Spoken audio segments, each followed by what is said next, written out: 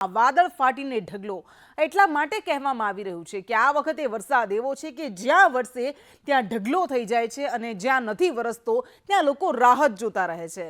એ પહેલા દક્ષિણ ગુજરાતને લીધું, સૌરાષ્ટ્રને લીધું, ઉત્તર ગુજરાતમાં કેટલાક પંથકોમાં કેટલીક વિસ્તારોને લીધા, પરંતુ એવું નથી જોવા મળ્યું કે ગુજરાતમાં સાર્વત્રિક વરસાદ, સારો વરસાદ એકસાથે થયો હોય। પરંતુ આજે વારો લીધો છે આ વરસાદે દ્વારકાનો। આ વખતે સૌરાષ્ટ્રના આજના દિવસમાં સૌરાષ્ટ્રના દ્વારકા, રાજકોટના કેટલાક પંથકોમાં ધોધમાર વરસાદ ખાબક્યો છે અને આ દ્રશ્યો મેં બતાવી રહ્યા છે દ્વારકાના કેનેડી ગામના દ્રશ્યો છે કે જ્યાં જળબંબાકારના દ્રશ્યો સામે આવ્યા કારણ કે ભારે વરસાદ વરસ્યો હતો દ્વારકાના આ કેનેડી ગામમાં। અને દ્વારકાના ખંભાળિયા હોય કે કલ્યાણપુર હોય, આ બંને તાલુકામાં આજે મેઘરાજાએ રમઝટ બોલાવી હતી અને આજે દ્વારકાનો જાણે કે વારો હોય એવી રીતે દ્વારકાના લગભગ મોટા ભાગના ગામડાઓને આજે મેઘરાજાએ આવરી લીધા હતા અને રસ્તા પર નદીઓ વહેતી થઈ હતી। આ દ્રશ્યો અમે આપને બતાવી રહ્યા છીએ અને આ સ્થિતિ એટલા માટે છે કારણ કે હવામાન વિભાગ દ્વારા એમ પણ કહેવામાં આવ્યું હતું કે દ્વારકામાં ભારે વરસાદ વરસી શકે છે અને આગાહી સાચી પડી છે। તો કલ્યાણપુરના દ્રશ્યો, કલ્યાણપુરના બાકોડી ગામે પણ જાણે કે રસ્તા નદીઓ બન્યા હોય અને આ ધસમસતા પાણીના પ્રવાહ એ આ નદીના પ્રવાહ નથી પરંતુ આ રસ્તા પર વહેતા પાણીના પ્રવાહ છે। અને આ કલ્યાણપુરના અનેક એવા ગામડાઓ હતા કે જ્યાં આજે ભારે વરસાદ વરસ્યો હતો, જ્યાં જુઓ ત્યાં માત્ર ને માત્ર પાણી જ પાણી નજરે પડી રહ્યું હતું। એટલે આજે મેઘ મહેર લઈને જાણે કે આવ્યો હોય તેવા દ્રશ્યો સર્જાયા છે। ગામડાઓમાં ખેડૂતોમાં ખુશી પણ છે, પરંતુ કેટલાક એવા વિસ્તારો છે કે જ્યાં કહેર બનીને પણ તે ત્રાટક્યો હતો। તો ભાટિયામાં પણ આજે દ્વારકાના ભાટિયા ગામમાં પણ જળબંબાકાર સર્જાયો, જાણે કે જળ સામ્રાજ્ય છવાયું હોય, જાણે કે આ ગામડાઓ જળમગ્ન થઈ ગયા હોય, ખેતરો જળમગ્ન થઈ ગયા હોય, કંઈક એવી જ પરિસ્થિતિનું નિર્માણ થયું છે કારણ કે ભારે વરસાદ વરસ્યો અને એવો વરસ્યો કે આ મેઘરાજાએ રમઝટ બોલાવી હતી આ ગામડાઓમાં। અને અત્યારે તો મેઘરાજાએ વિરામ લીધો છે થોડા સમય માટે, પરંતુ હજુ પણ આ વરસાદ આવી જ રીતે વરસે તો નવાય નહીં કારણ કે કંઈક આવી જ આગાહી હવામાન વિભાગ દ્વારા કરવામાં આવી છે। અને કલ્યાણપુરના રાણ લીંબડી ગામના દ્રશ્યો કે જાણે કે આબ ફાટ્યું હોય, કંઈક એવી પરિસ્થિતિ સર્જાય અને જ્યાં જુઓ ત્યાં માત્ર ને માત્ર જળબંબાકારની સ્થિતિ છે, જળ સામ્રાજ્ય છે।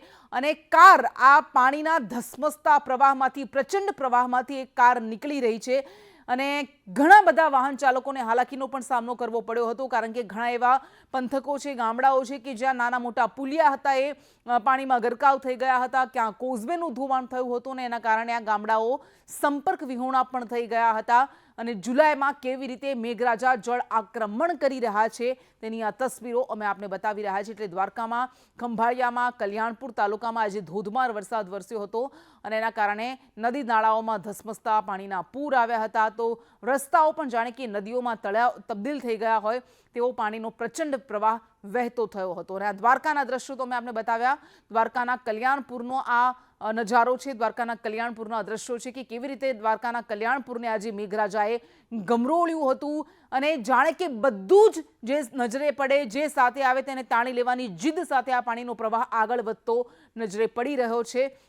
અને આ વખતે સૌરાષ્ટ્રના દ્વારકામાં ગત વખતે પણ આપણે જોયું હતું કે દ્વારકાને બરાબરનું ગમરોળ્યું હતું અને આ વખતે પણ કંઈક દ્વારકાની એવી જ તસવીરો સામે આવી રહી છે। અને હવે આપણે વાત કરીશું રાજકોટની, કારણ કે રાજકોટમાં પણ કંઈક એવા દ્રશ્યો સામે આવ્યા છે અને ખંભાળિયાને ગમરોળતો આ વરસાદ છે, કોઝવે પાણીમાં ગરકાવ થઈ ગયા છે અને કૃષ્ણનગરી દ્વારકામાં વાદળ ફાટ્યું હોય, આભ ફાટ્યું હોય, કંઈક એવી પરિસ્થિતિનું નિર્માણ થયું છે। ભરપૂર પાણીને કારણે પૂરની સ્થિતિનું નિર્માણ થયું છે। એટલે આકાશી આફત કેવી રીતે ત્રાટકી હોય, જાણે કે એવી સ્થિતિ છે। જો આવો જ વરસાદ હજુ થોડા સમય માટે વધારે વરસ્યો હોત તો ચોક્કસપણે આફતોનો વરસાદ બની ગયો હોત, પરંતુ વરસાદે વિરામ લઈ લીધો અને એના કારણે લોકોએ પણ હાશકારો અનુભવ્યો છે। અને હવે સૌરાષ્ટ્રના બીજા પંથકોની પણ આપણે વાત કરીશું, અમરેલીની વાત કરીશું। અમરેલીમાં જોકે વરસાદે થોડા સમયથી વિરામ લીધો છે, પરંતુ અમરેલીના જાફરાબાદના આ દ્રશ્યો અમે આપને બતાવી રહ્યા છે કે કેવી રીતે જાફરાબાદના ગામડાઓને આજે વરસાદે ગમરોળ્યા હતા અને ધીમી ધારે મધ્યમ વરસાદ આજે વરસ્યો હતો। એ છૂટો છવાયો વરસાદ આજે જોવા મળ્યો હતો, જોકે રોડ રસ્તા પર પાણી ફરી વળ્યા હતા। પાટી, માણસા, લોડ સહિતના ગામડાઓમાં વરસાદ વરસ્યો, પાણી ભરાતા લોકોને હાલાકીનો સામનો પણ કરવો પડ્યો હતો। અને હવે વાત કરીશું રાજકોટની, કારણ કે રાજકોટના ધોરાજી, ઉપલેટા પંથકમાં પણ આજે મેઘરાજાએ ધડબડાટી બોલાવી હતી, જમાવટ કરી હતી। રાજકોટના ધોરાજીમાં ધોધમાર વરસાદ ખાબક્યો ખાબક્યો અને પરિણામે રાજકોટના ભાડેર ગામમાં નદી નાળાઓ છલકાયા હતા, રસ્તાઓ પર પાણી ફરી વળ્યા હતા। રાજકોટ જિલ્લાના ધોરાજીના ગામડાના આ દ્રશ્યો છે। ભાડેર ગામમાં વહેલી સવારથી જ ધોધમાર વરસાદ વરસવાનો શરૂ થઈ ગયો હતો। જો કે આવા વરસાદની રાહ જોવાઈ રહી હતી અને વરસાદ આજે આવ્યો પણ ખરો, પરંતુ અતિની નહીં ગતિએ ન્યાય। જો વધારે વરસાદ વરસે તો ચોક્કસપણે આફત લઈને આવે છે। જો કે હાલ તો વરસાદે વિરામ લઈ લીધો છે। ઉપલેટાના ગ્રામ્ય વિસ્તારમાં પણ આજે ભારે વરસાદ ખાબક્યો હતો। લાઠ અને ભીમોરા સહિતના ગામડાઓમાં ઉપરાંત મજેઠી સહિતના ગ્રામ્ય વિસ્તારોમાં પણ આજે મુશળધાર વરસાદ વરસ્યો હતો અને તેના કારણે રોડ રસ્તા પર પાણી ફરી વળ્યા હતા। લોકો ખેડૂતો ખુશખુશાલ છે, કારણ કે કપાસ, મગફળી, સોયાબીન સહિતના પાકને આ વરસાદ જાણે કે વરદાન લઈને આવ્યો છે એવું છે। ધોરાજીના પાટણ વાવમાં પણ ધોધમાર વરસાદ ખાબક્યો હતો અને આ સુંદર રમણીય દ્રશ્યો, મનમોહક દ્રશ્યો અમે આપને બતાવી રહ્યા છીએ કે જ્યારે વરસાદ વરસે, આ એ સિઝન છે, આ એ મોસમ છે કે જ્યારે કુદરત સોળે કળાએ ખીલી ઉઠતી હોય છે અને ઓસમ ડુંગર પરથી ધોધ વહેતા થયા હતા અને તેના અદ્ભુત દ્રશ્યો કેમેરામાં કેદ થઈ ગયા હતા। ધોરાજીના પાટણ વાવમાં ધોધમાર વરસાદ વરસ્યો અને પરિણામે ઓસમ ડુંગર પરથી ઝરણા વહેતા થયા હતા, ધોધ વહેતા થયા હતા અને કેટલાક સહેલાણીઓ, કેટલાક લોકો એ ધોધની મજા માણતા પણ નજરે પડ્યા હતા। એટલે ક્યાંક જિંદગી માણી રહ્યા છે લોકો, તો ક્યાંક પૂરના આફતના પાણીને કારણે જિંદગી છિન્ન ભિન્ન થઈ ગઈ છે, એવા દ્રશ્યો પણ સામે આવી રહ્યા છે।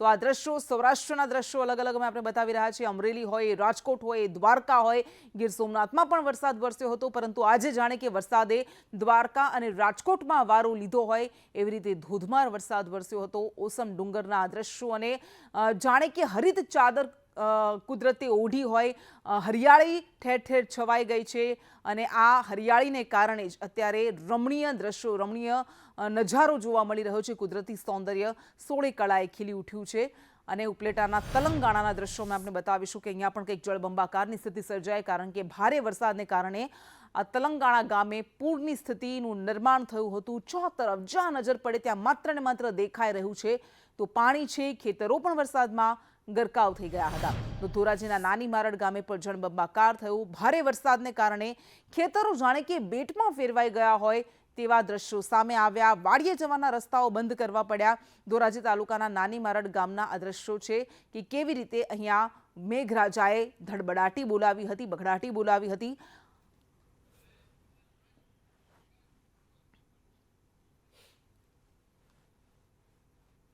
અને વરસાદી આફતની આપણે જ્યારે વાત કરી રહ્યા છીએ તો દેશના તો 6 એવા રાજ્યો છે કે જ્યાં વરસાદી આફત અપાર છે, પરંતુ સાથે સાથે પાડોશી દેશ ચીનમાં પણ કંઈક આવું જ છે। આ ચીનના દ્રશ્યો મેં આપણે બતાવી રહ્યા છીએ અને ચીનમાં ભારે વરસાદને કારણે કેવી સ્થિતિનું નિર્માણ થયું છે।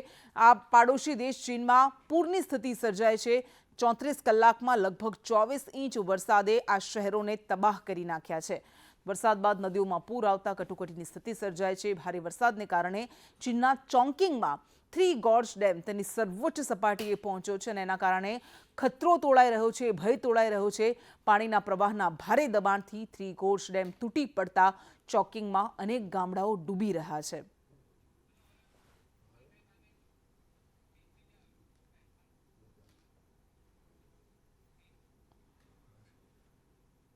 અને હવે વાત કરીશું ગુજરાતમાં હાહાકાર મચાવનારા, બાળકોને ભરડામાં લેનારા કાળમુખા ચાંદીપુરાની। અને ગુજરાતમાં એક એવો વાયરસ આવ્યો કે જેણે તબાહી મચાવી છે, હાહાકાર મચાવ્યો છે અને આ વાયરસ, જીવલેણ વાયરસ, એ નાના નાના બાળકોને ભરડામાં લઈ રહ્યો છે। 9 માસથી લઈને 14 વર્ષના બાળકોને તે ચપેટમાં લઈ રહ્યો છે। બાળક ધીમે ધીમે બીમાર પડે છે, લક્ષણો વધારે ગંભીર બનતા જાય છે અને છેવટે બાળક મોતને ભેટે છે। અત્યાર સુધીમાં ગુજરાતમાં 15 બાળકો મોતને ભેટ્યા છે। જો કે કોઈ એક ખાસ ઠોસ ઉપાય હજુ સામે નથી આવ્યો, પરંતુ સરકાર દ્વારા અને ડોક્ટર્સ દ્વારા બનતા તમામ પ્રયાસો કરવામાં આવી રહ્યા છે। આ એ જિલ્લાઓ છે કે જ્યાં આ વાયરસે પગ પેસારો કર્યો છે। સાબરકાંઠા, અરવલ્લીથી તેની શરૂઆત થઈ હતી, ત્યારબાદ મહેસાણા, ખેડા, મહીસાગરમાં આ વાયરસના કેસ સામે આવતા ગયા, બાળકો મોતને ભેટતા ગયા અને અમદાવાદ, પંચમહાલ, સુરેન્દ્રનગર, રાજકોટ, જામનગર, મોરબી, ગાંધીનગર એટલે સૌરાષ્ટ્રને પણ ઝપેટમાં લઈ લીધું, મધ્ય ગુજરાતને પણ ઝપેટમાં લઈ લીધું છે અને આ વાયરસ વધારે ન ફેલાય એ માટે અત્યારે સરકાર સતર્ક છે, તંત્ર સતર્ક છે, તકેદારીના પગલાં લેવામાં આવી રહ્યા છે। પરંતુ જે રેત માખ કહેવાય છે, ગામડાના એક કાચી માટીના ઘરો કે જેની અંદર તિરાડમાં આ માખ રહેતી હોય છે અને આ માખ બાળકોને કરડે છે અને પરિણામે આ વાયરસ ફેલાય છે। ઘરની ઘરની અંદર ભેજવાળા વાતાવરણમાં તેનો ઉછેર થાય છે અને મચ્છરની જેમ જ આ માખી ઈંડા મૂકે છે અને થોડા જ સમયમાં 13 દિવસમાં એ પરિપક્વ બની જાય છે અને ધીમે ધીમે એ મચ્છર એ શિયાળો આવતા આવતા તો એ ખતમ થઈ જાય છે, પરંતુ સૌથી વધારે ચોમાસાની એ સ્થિતિ હોય છે કે જ્યારે તે પનપે છે, પ્રસરે છે, આ ઈંડા ઈયળ, કોસેટો અને બાદમાં માખીમાં ફેરવાઈ જાય છે અને ત્યારબાદ આ માખી કરડે ત્યારે હાઈગ્રેડ તાવ આવે છે, ખૂબ વધારે તાવ બાળકમાં આવવા લાગે છે, ઝાડા ઉલટી થાય છે, માથાનો દુખાવો થાય છે, ખેંચ પણ આવે છે અને બાળક કોમામાં પણ સરી જાય છે અને અત્યાર સુધીમાં ઘણા બધા એવા બાળકો છે કે જે મોતને ભેટ્યા છે। 15 બાળકો ગુજરાતમાં મોતને ભેટ્યા છે, તો રાજસ્થાનમાં પણ આ વાયરસ ધીમે ધીમે પ્રસરવા લાગ્યો છે। અરવલ્લીમાં 3 બાળકોના મોત થયા છે, 4 કેસ સામે આવ્યા, સાબરકાંઠામાં 4 કેસ સામે આવ્યા હતા, 2 બાળકોના મૃત્યુ થયા છે। આ ઉપરાંત ગાંધીનગર, રાજકોટ, પંચમહાલમાં પણ 2 અને પંચમહાલમાં 1 બાળકનું મૃત્યુ થયું છે। વધારે ને વધારે આ વાયરસ ન પ્રસરે, ગમે તે કરીને રોકી શકાય એ માટે કોશિશ કરવામાં આવી રહી છે। તો ગાંધીનગર જિલ્લામાં ચાંદીપુરા વાયરસને કારણે ખળભળાટ મચ્યો છે, પરંતુ આ વાયરસથી બચી કેવી રીતે શકાય છે એ જાણવું ખૂબ જરૂરી છે। આ વાયરસથી બચવાનો એકમાત્ર ઉપાય છે સ્વચ્છતા, કારણ કે ગંદકી હોય, પાણી ભરાયેલા હોય ત્યાં આ વાયરસના જંતુઓ પ્રસરે છે, પનપે છે અને પરિણામે વાયરસ ફેલાય છે। એટલે મહેરબાની કરીને એ સ્વચ્છતા જાળવવી ખૂબ જરૂરી છે। દવાઓનો છંટકાવ કરવો જરૂરી છે, કારણ કે ચોમાસાની સિઝન છે, પાણી ભરાયેલું રહે છે, જળ ભરાવ થાય તો પણ એ જંતુને કારણે વાયરસ ફેલાઈ શકે છે, એટલા માટે ખૂબ જરૂરી છે। અને થોડા પણ નાના લક્ષણો દેખાય તાવના બાળકોમાં ખાસ કરીને તો એ ડૉક્ટરને બતાવવું જરૂરી છે અને બિલકુલ હળવાશમાં ન લેવો, કારણ કે ગંભીર પરિણામ નોંધી શકે છે, ગંભીર સ્વરૂપ ધારણ કરી શકે છે। અને ગાંધીનગર જિલ્લામાં પાંસર ગામે 15 મહિનાની બાળકીનું મોત થયું, અમરાજીના મુવાડા ગામે 7 વર્ષના બાળકનું મોત થયું। અરવલ્લીમાં પણ અમે પહોંચ્યા કે જ્યાં એક વાલીએ, માતા પિતાએ, એક પરિવારે પોતાના માસૂમ બાળકને ગુમાવ્યું છે।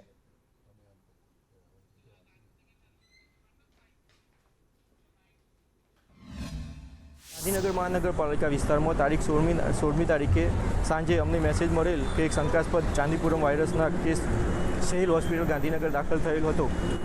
તો તરત જ અમારી ટીમ દ્વારા જે સ્થળની મુલાકાત લેવામાં આવેલી અને સર્વેલન્સની કામગીરી કરવામાં આવેલી। આ ઉપરાંત અમો દ્વારા પણ આ સ્થળની મુલાકાત લેવામાં આવેલી અને આ જગ્યાએ કુલ 5 ઝૂંપડપટ્ટી વિસ્તાર છે, ત્યાં 5 ઝૂંપડાઓ છે અને એપોલો સર્કલથી અહીંયા સુધીમાં કુલ 30 ઝૂંપડાઓ છે। ત્યાં દરેક ઝૂંપડામાં સર્વેલન્સની કામગીરી કરવામાં આવેલી છે। ત્યાં 0 થી 14 વર્ષના જેટલા પણ બાળકો છે તે બાળકોનું અમારી ટીમ દ્વારા સતત મોનિટરિંગ કરવામાં આવી રહ્યું છે। આ ઉપરાંત કોઈ બાળકોને શંકાસ્પદ લક્ષણો જણાય તો તરત જ નજીકના દવાખાને અથવા સિવિલ હોસ્પિટલ ગાંધીનગર ખાતે રિફર કરવા માટે જણાવવામાં આવેલું છે। વધુમાં આ જગ્યાએ ઉણાનાશક કામગીરી અને મેલોથિયોન પાવડરના છંટકાવની કામગીરી કરવામાં આવી રહી છે। આખરે 10 વાગ્યે અને પછી વહેલા અમે લઈને દવાખાને ગયા એટલે મેંગરાજ ભરતી કીધે એટલે 4 બોટલ છોડી જાવે।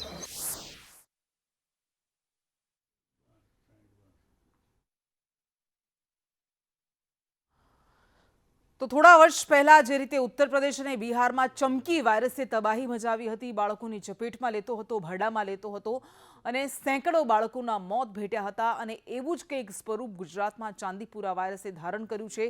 આ શરૂઆતી તબક્કો છે, પરંતુ આ વાયરસને જેટલો બને એટલો ડામી શકાય માટે પ્રયાસ કરવા ખૂબ આવશ્યક છે। એ ચમકી વાયરસે જે તબાહી મચાવી હતી એવો ચાંદીપુરા વાયરસ ન મચાવે એ જ જરૂરી છે।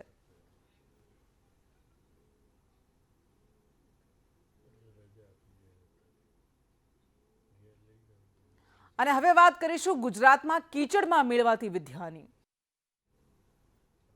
અને ગુજરાત જે પોતે વિકસિત રાજ્ય હોવાનો ગૌરવ અનુભવે છે, પરંતુ વિકાસનો તો કેવો પ્રચંડ પ્રવાહ છે કે જેમાં શિક્ષણ જ વહી જાય છે, શિક્ષણ કાદવમાં ખૂપી જાય છે એ સવાલ થાય। વિકસિત વાયબ્રન્ટ ગુજરાતની એક વરવી તસવીર આજે આપને બતાવી છે। 2009માં શિક્ષણ માટે સંસદે એક ઐતિહાસિક કાયદો પસાર કર્યો હતો। એ કાયદો હતો રાઇટ ટુ એજ્યુકેશન એક્ટ, શિક્ષણનો અધિકાર। પણ કદાચ સરકારોને આ વાત સમજમાં નથી આવતી, અથવા તો આ મુદ્દો તેમને વોટ કે સત્તા નથી અપાવતો, પણ રોટી, કપડાં અને મકાન જેટલો જ મૂળભૂત મુદ્દો શિક્ષણનો છે। આ દ્રશ્યો અમે આપને બતાવી રહ્યા છીએ, આ મહેસાણાના દ્રશ્યો છે। સંયુક્ત રાષ્ટ્રસંઘના ઘોષણાપત્રમાં બાળકને શિક્ષણનો અધિકાર મૂળભૂત અધિકાર ગણાવાયો, પણ વિકાસની વ્યાખ્યામાં શિક્ષણની કેમ અવગણના થતી હશે તે સવાલ થાય, કારણ કે જ્યારે આવી પરિસ્થિતિમાં બાળકો ભણવા માટે મજબૂર થાય ત્યારે એ સવાલ થાય કે તમે ઘણા બધા તાઇફાઓ કર્યા, ઉત્સવોના તાઇફા કર્યા, પરંતુ બાળકને પાયાની સુવિધા સમાન એક ઓરડા આપવામાં પણ કેમ તમે નિષ્ફળ ગયા।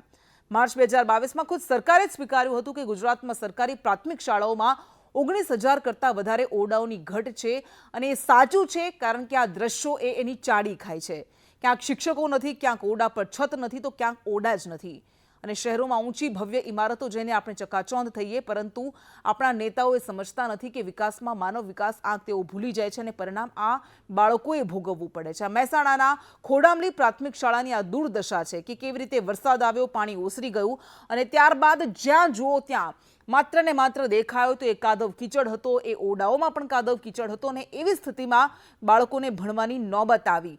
અને દર ચોમાસામાં આ સ્થિતિ થાય છે, વરસાદી પાણી ભરાઈ જાય છે અને આવી જ કંઈક સ્થિતિ આ ગામડાની છે. પરંતુ માત્ર એક ગામડાની વાત નથી. અહીંયા લોકો શું કહી રહ્યા છે, ખાસ કરીને અહીંયા વાલીઓ કે જેઓ કહી રહ્યા છે કે અમે તંત્રને રજૂઆત કરી છે, શિક્ષણ વિભાગને રજૂઆત કરી છે, પરંતુ તેમ છતાં તેઓ બેધ્યાન રહ્યા છે, અમારું કોઈ સાંભળતું નથી. જે 4 રૂમ છે એ જર્જરિત હાલતમાં છે, જેનું ડિમોલેશન લગભગ વર્ષક દિવસ પહેલાનું આવી ગયું છે. પણ એની સામે નવા જે ઓરડા પરચેસ થવા જોઈએ એ નથી થયા. એના હિસાબે બાળકોને 2 પારી કરવી પડે છે. એક મોર્નિંગ ટાઈમમાં આવવું પડે છે, વાલીઓને અગવડતા ઊભી થાય છે. એક બપોર પછીની પારી છે, એમાં પણ વાલીઓને એક વાલી હોય અને 2 બાળકો ભણતા હોય તો રસ્તામાં જ ઊભું રહેવું પડે છે.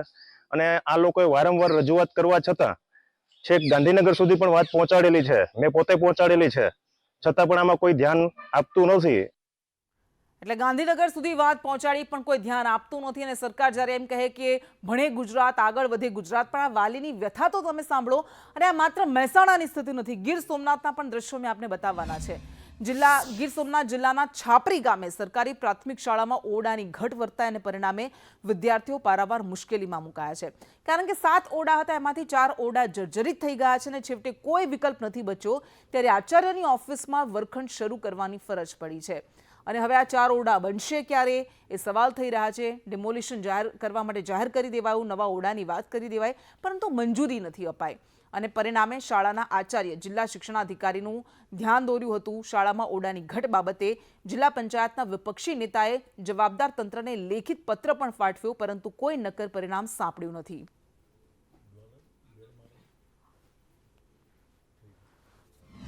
છાપરી ગામે જે પ્રાથમિક શાળા છે ત્યાં પ્રાથમિક શાળામાં ઓરડાની ઘટના કારણે વિદ્યાર્થીઓને પારાવાર મુશ્કેલીનો સામનો કરવો પડે છે. આપ જોઈ શકો છો તે પ્રમાણે જે આચાર્યની ઓફિસ છે, આચાર્યની ઓફિસમાં વિદ્યાર્થીઓને ભણાવવા માટેની ફરજો પડી છે. આપણે આચાર્ય પાસેથી જ જાણીશું કે શું આખી પરિસ્થિતિ છે. સર, આપનો પરિચય. મારું નામ છે માલદીભાઈ બામરોટિયા, છાપરી પ્રાથમિક શાળામાં આચાર્ય તરીકે ફરજ બજાવું. સર, શા માટે આવી રીતે આપની જ ઓફિસમાં વિદ્યાર્થીઓનો અભ્યાસ કરાવવો પડે છે? શું આખી હકીકત? ટૂંકમાં એવું છે કે અત્યારે આપણે સ્કૂલ છે એ 2 શિફ્ટમાં ચાલે છે રૂમની ઘટ હોવાના કારણે. જે રૂમની ઘટ છે એના માટે રજૂઆત થયેલી છે, પણ હજી ટૂંકમાં મંજૂર નથી. ત્યાં સુધી થોડુંક ચલાવવું પડે છે. ગયા શૈક્ષણિક વર્ષમાં છે તે આનું ડિમોલેશન મંજૂર થઈ ગયું છે. 23-24નું જે વર્ષ હતું તે જિલ્લા શિક્ષણ અધિકારીની કચેરીમાં આપણે આનું જે રૂમ ઘટનું જે તે વખતે માહિતી માંગતા હોય ત્યારે માહિતી આપણે આપેલી છે. નવા ઓરડાઓ ક્યારે બને છે અને વિદ્યાર્થીઓની સુવિધામાં ક્યારે વધારો થાય છે તે જોવું રહ્યું. રાકેશ આહિર, સંદેશ ન્યૂઝ, ગીર સોમનાથ. અને તમે જાણીને ચોંકી જશો કે રાજસ્થાન, છત્તીસગઢ, બિહાર, મધ્યપ્રદેશ જેવા રાજ્યોની સરખામણીમાં ગુજરાત શિક્ષણ પાછળ ખૂબ ઓછો ખર્ચ કરે છે. કારણ કે દિલ્હી એ રાજ્ય છે કે જે શિક્ષણ પાછળ સૌથી વધારે ખર્ચ કરે છે. અહીંયા માત્ર દાવા કરાય છે, પરંતુ એક ખર્ચની રકમને બચાવવામાં આવે છે. સરકારી માધ્યમિક શાળાઓ માટેના 281.08 લાખ રૂપિયા ખર્ચ ન કરવામાં આવ્યા, બચાવવામાં આવ્યા. શિક્ષકોની ભરતી ન કરીને ખર્ચ ઓછો કરવામાં આવ્યો, ઓરડાઓ ન બનાવીને એ ખર્ચને બચાવવામાં આવ્યો. તો શા માટે એ બજેટમાં જાહેરાતો કરાતી હશે મસમોટી, એ જ સવાલ થાય. શૈક્ષણિક સુવિધાઓ જેમ કે ઓરડાઓ, એની જાળવણી માટેના 3,293.93 લાખ રૂપિયા સરકારે ખર્ચ્યા નથી. અને આ કેગનો રિપોર્ટ છે, 21-22નો રિપોર્ટ છે, જો કે ત્યારબાદ કોઈ આવા આંકડા સામે આવ્યા નથી, સરકારે આપ્યા નથી. ઉચ્ચતર માધ્યમિક શાળા માટેના 1,155 લાખ સરકારે ન ખર્ચીને એ રૂપિયા બચાવ્યા છે અને પરિણામે બાળકો આવી હાલાકી ભોગવી રહ્યા છે. હાલારની સરકારી શાળામાં 380 ઓરડાની આજે પણ ઘટ છે. દ્વારકા અને જામનગરમાં મોટા પાયે ઓરડાની ઘટ વર્તાઈ રહી છે. જે મોટી જાહેરાત કરવામાં આવી હતી, પરંતુ 1 વર્ષમાં નવો એક પણ ઓરડો નથી બનાવવામાં આવ્યું એટલે શિક્ષણ પાછળ કેવા ઠાગાઠૈયા કરવામાં આવે છે એ આ સ્થિતિ છે. વર્ષ 2022-23માં 419 ઓરડા હાલારમાં દ્વારકા અને જામનગર પંથકમાં મંજૂર કરવામાં આવ્યા હતા, પરંતુ એ કાગળ પર જ રહી જાય છે, એ ધરતી પર પરિણમતા નથી અને પરિણામે 47 ઓરડા એવા હતા કે જેની અત્યાર સુધી એક ઈંટ પણ મૂકવામાં નથી આવી. અને જ્યારે આવા ઠાગાઠૈયા કરવામાં આવતા રહેશે ત્યારે તમે ગમે તેવી મોટી મોટી બજેટમાં જાહેરાતો કરો, વાતો કરો, પરંતુ એ હકીકત છે, વરવી વાસ્તવિકતા છે કે માત્ર ને માત્ર કાગળ પર જ રહી જાય છે અને પરિણામે બાળકો કીચડમાં ભણવા માટે મજબૂર બને છે.